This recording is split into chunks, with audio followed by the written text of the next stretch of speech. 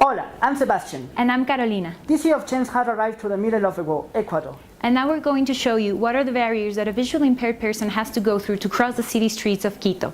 Join us! The urban landscape of Quito is filled with obstacles and dangers, not only for those who are visually impaired, but to everyone who dares navigate the streets.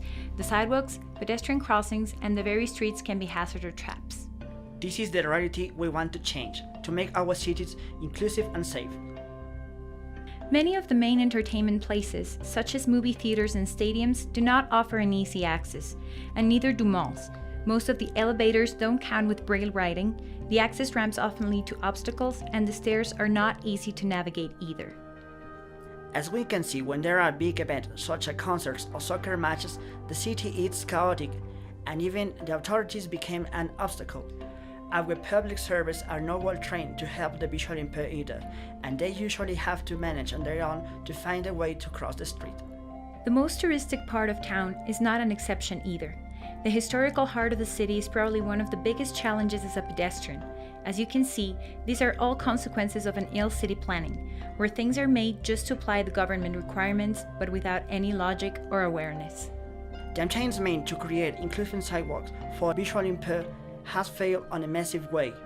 The tactile pavement is being used as a decoration instead of being placed to accomplish its purpose. The greatest example of an inclusive building, which is considered a leading model throughout Latin America, is the CONADIS building, the National Disability Commission. As we could witness throughout its facilities, this building helps the easy mobility and access to all its areas.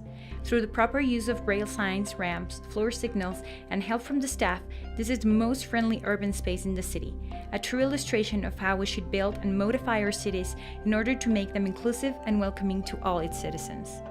But the life of the visually impaired person does not take place inside only one of the city's buildings, where there is still a lot to do. Hear us, world leaders. It's time to stop being a disabled society for people with special needs. Do you dare?